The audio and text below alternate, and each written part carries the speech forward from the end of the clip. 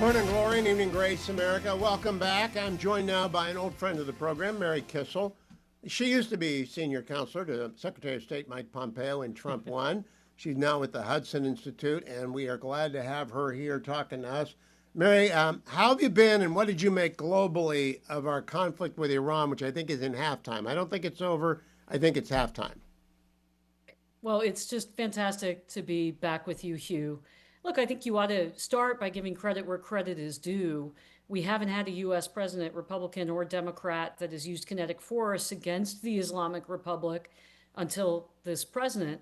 Unfortunately, I think he made a mistake when he put the ceasefire in place a bit prematurely, and that allowed Iran to put, as you've so well chronicled, Hugh, other issues on the table that weren't on the table before, namely the Strait of Hormuz, the proxies, Lebanon, everything that we're talking about now, Iran has put on the table. What we want to talk about is the nuclear program, and that's really what's going to bring stability to the region, is to denuclearize this very radical regime, the world's largest state sponsor of terrorism. So I'm glad to hear you say it's on the halfway mark, Hugh. I hope you're right, because given history, I just don't have much faith that these talks are going to yield what the president wants them to yield.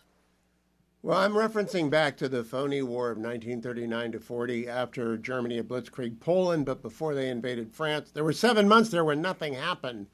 But the war was, one side was preparing for war. Do you think we're doing what we need to prepare for war right now?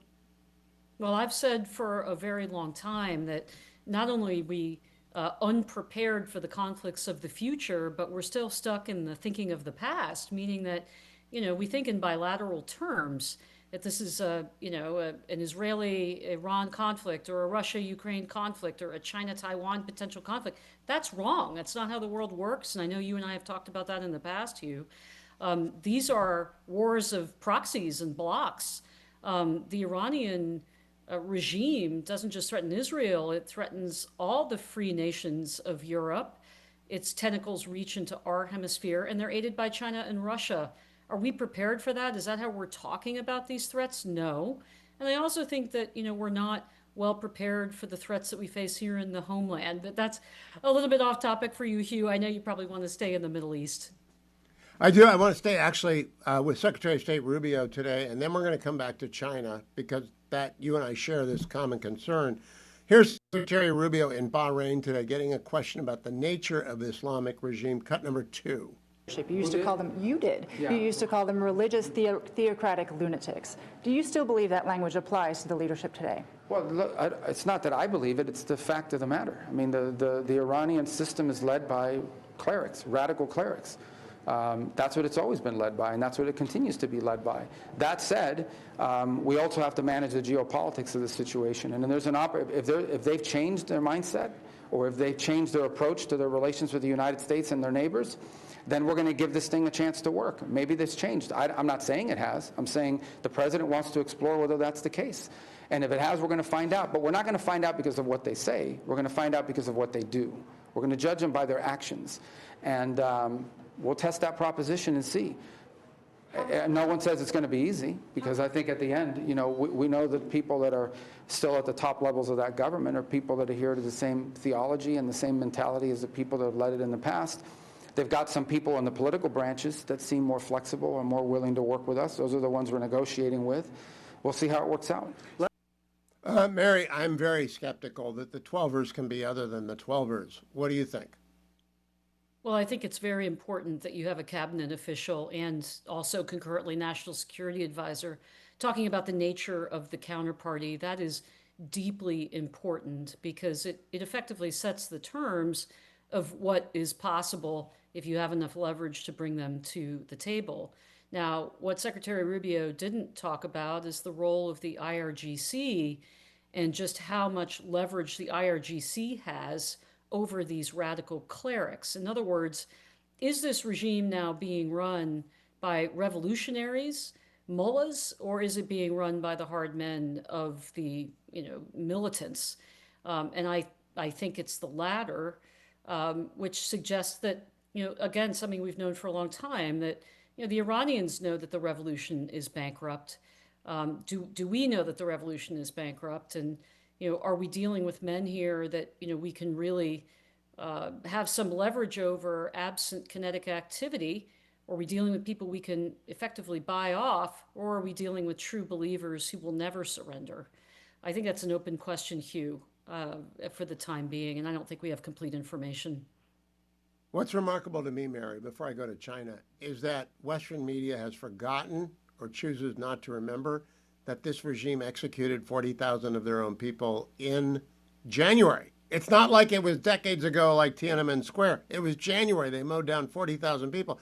That regime's not going to change. There are too many people with blood on their hands. Am I right about that?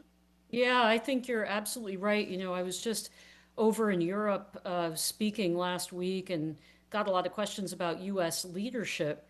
And, I spoke at length about it, but one thing that I said, and I'll reiterate it here, is that the one thing that Trump 2 lacks is moral leadership.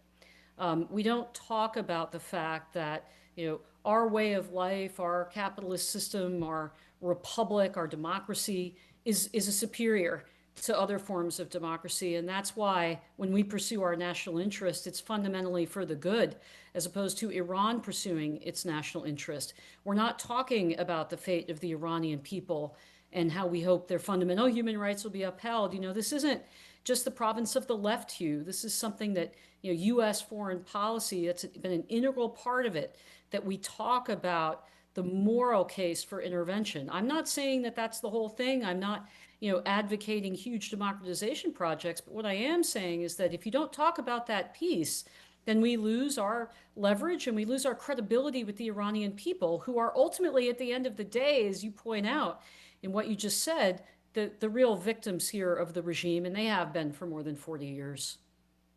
All right, so Mary, I want to close with a few minutes on the reaction, or the unexpected reaction, from the People's Republic of China. They demonstrated an ability to draw down their demand for oil overnight, like that. I had no idea that they could do that. That's a strategic surprise to me, that they're not as oil dependent on the oceans as I thought they were. What did you see from China during this war with Iran the first 40 days?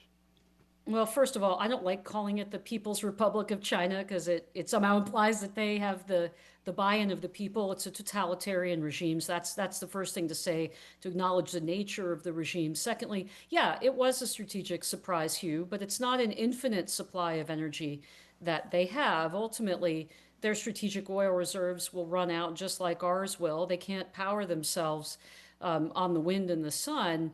They do import a lot of their energy supplies. But, the other aspect of this is, I think we're starting to see the fruits of their no limits partnership with Russia, and also the deals that they've done with Iran. These three anti-freedom, anti-Western nations are cooperating together as a bloc, and that's how we should be approaching them.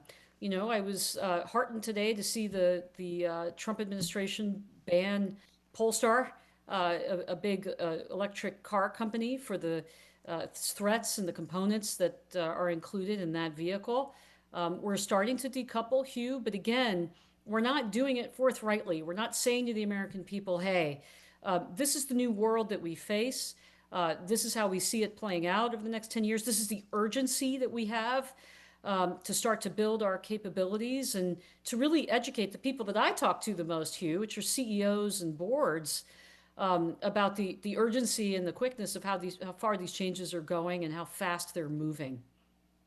Mary, let's close on one of my criticisms of the current administration, and President Trump and I have disagreed about this publicly.